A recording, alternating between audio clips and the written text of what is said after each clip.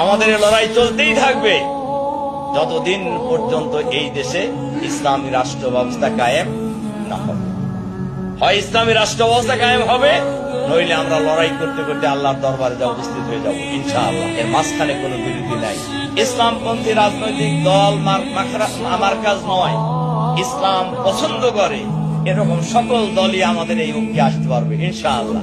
এবং ইতিমধ্যেই অনেক দল আমাদের সাথে যোগাযোগও করেছে যে তারা ইসলামপন্থীদের সাথে একসাথে আসন্ন জাতীয় সংসদ নির্বাচনে অংশগ্রহণ করবে ইনশাআল্লাহ।